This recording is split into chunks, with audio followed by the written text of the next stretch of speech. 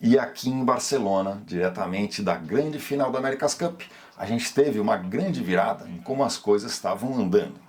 Os kiwis tinham ganho as 4 primeiras regatas, fazendo então um placar de 4-0.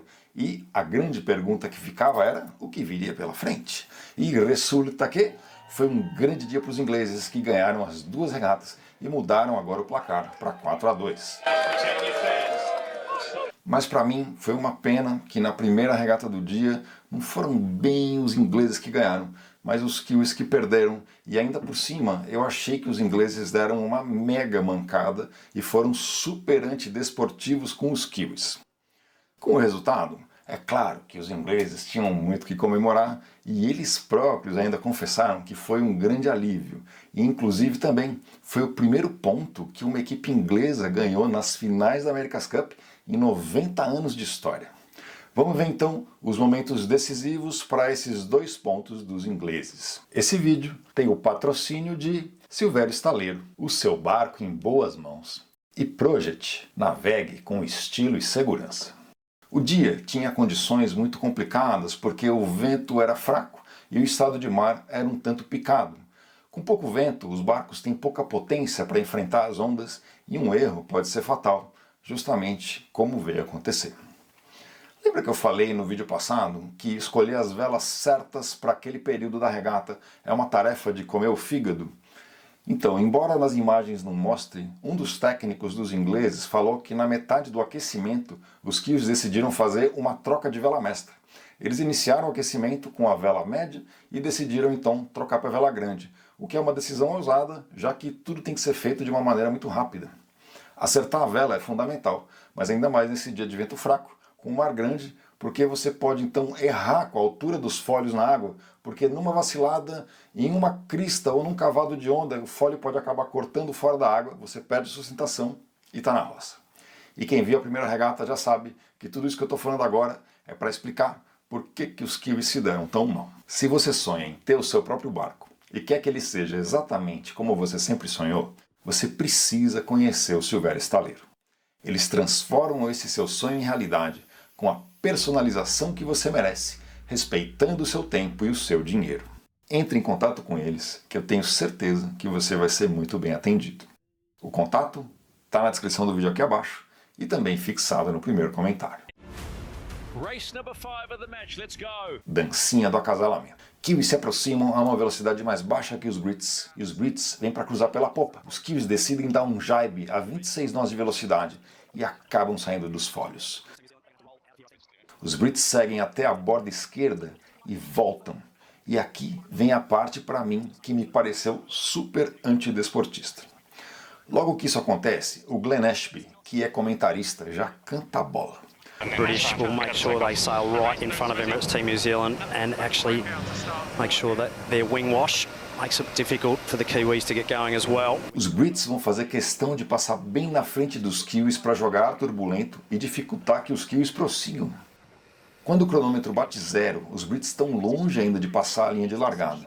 Eles seguem para barlavento da linha, tiram fina dos Kiwis de novo com 25 segundos de regata já valendo. Eles passam para trás da linha de largada e finalmente então partem já com 40 segundos de prova. Os Kiwis não demoram tanto assim para conseguir montar nos folhos de volta, mas a única chance de vitória era se os Brits cometessem algum erro, o que não aconteceu, e então a vitória foi dos Brits. Ineos Britannia have changed the dial. They have just jump-started the comeback and they're on the board. Ineos Britannia get win number 1 on the match. Placar: Kiwis 4, Brits 1. Eu confesso que eu fiquei indignado, mas vamos ver depois nas entrevistas pós-regata que eu mudei de ideia e aqui no intervalo entre a primeira e a segunda regata rolou uma super novidade que eu tenho para contar. Você que tem veleiro e quer dar um upgrade com itens de alta tecnologia personalizados e exclusivos, você tem que conhecer a Projet. Ela oferece produtos que combinam design inovador e durabilidade que deixam a sua embarcação como você sempre sonhou, como rodas de leme de diversas medidas e materiais, como fibra de carbono e Kevlar, personalizados com a cor da sua preferência. Transforme a sua embarcação com acabamentos sob medida, feitos para otimizar a sua experiência de navegação e leve a sua paixão pelo mar a outro nível. entre em contato com eles, que eu tenho certeza que você vai ser muito bem atendido. O contato está na descrição do vídeo aqui abaixo e também fixado no primeiro comentário. Poder tanto mudar o eixo de direção da raia, quanto aumentar e diminuir, encurtar, para poder manter mais ou menos o mesmo tempo, cada regata durando mais ou menos o mesmo tempo, né? Aqui, a novidade é que eu fui convidado a entrar no ar ao vivo na transmissão da ESPN Brasil. E foi muito bacana responder as perguntas do narrador e do comentarista e passar um pouco do que eu estou vivendo por aqui. Regata 6, segunda regata do dia, dancinha do acasalamento. Veja que os ingleses entram primeiro e os kiwis seguem e vêm vindo atrás. Até que os kiwis tomam a iniciativa de rumar para o fundo da raia e os ingleses fazem então um corte rápido pela popa dos kiwis, o que é uma manobra um tanto arriscada. Veja que eles saem com velocidade mais alta que os kiwis. Mas se eles errassem, os kiwis, por estar em posição de preferência, poderiam ter impedido eles de passar pela linha de largada.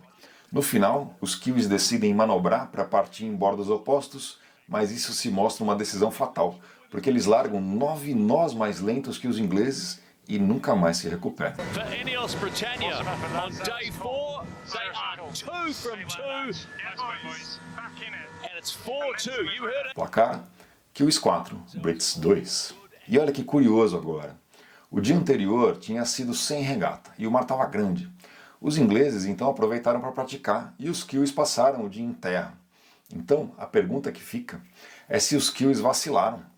Eles disseram na coletiva que não fez diferença porque as condições eram um tanto diferentes. Mas os ingleses disseram que praticar em mar grande, se preparando para o dia da regata, foi fundamental. Mas eu, pessoalmente, não tinha engolido ainda aquela história da primeira regata, que os kiwis estavam fora dos folhos e os brits então passaram pertinho, tornando a vida deles mais difícil.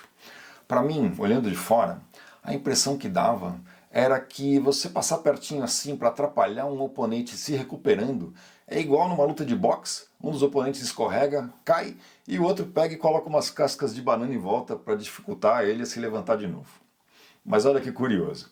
Eu descobri que eu estava redondamente enganado, e a gente já vai descobrir por quê. Lembra do comentarista que cantou a jogada dos Brits durante a prova? Eu cruzei com ele por acaso, logo depois da regata. Eu perguntei para o Glenn se essa jogada, embora permitida, não seria algo antidesportivo. Ele foi enfático que não, que é parte do jogo. Eu perguntei se ele não ficaria chateado se fosse com ele, e ele foi enfático que não. Na coletiva, eu fiz essa mesma pergunta para os dois integrantes kiwis. Aqui, o Blair Tuck, que ajusta as velas.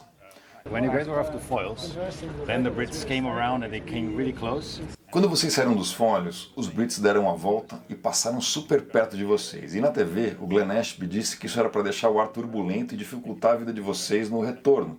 Você vê isso como uma atitude antidesportista? Não, isso é parte do jogo. Foi a gente que cometeu o primeiro erro. Então eles tinham que permanecer nos folhos e atravessar a linha de largada. E isso era a prioridade. Se der para fazer isso e ainda por cima jogar ar turbulento na gente, é o que eu faria também. Então tá tudo certo. Então não tem nenhum ressentimento. E aqui o Nathan Outridge, que é o timoneiro B. Não, isso é parte do jogo. É exatamente o que eu estava esperando. Se você está fora dos folhos e não consegue progredir, é de se esperar que eles vão tornar a sua vida mais difícil. E eu, no lugar deles, teria feito a mesma coisa. Aqui, você nunca pode ceder nenhum centímetro, senão o outro te arranca uma milha. Então tá tudo certo. E eu ainda fiz questão de perguntar isso para o Ben, comandante dos Brits. Quando eles estavam fora dos folhos e vocês passaram perto para deixar ar turbulento para eles, foi algo do tipo, a gente tá de volta, galera, não vai ser fácil. Eu entendo o que você quer dizer, mas na verdade não. Por acaso aconteceu assim. Pra gente, era só uma questão de manter o barco nos folhos. Era só isso que importava. E não foi fácil, porque tinha muita onda e pouco vento. E é fácil errar e sair dos folhos, então a equipe mandou bem. Vocês cruzaram a linha atrasado, certo? Então não teve nada a ver com tentar deixar eles putos da vida? Não, acho que a gente não precisava fazer mais nada para deixar eles putos da vida. Certeza que eles já não estavam nada felizes nesse momento e a gente nem precisava fazer mais nada. Diretamente de Barcelona, Homo Zarpens é o Brasil na America's Cup. E Homo Zarpens é o canal de quem aprende para zarpar e zarpa para aprender. Eu vejo você na próxima regata.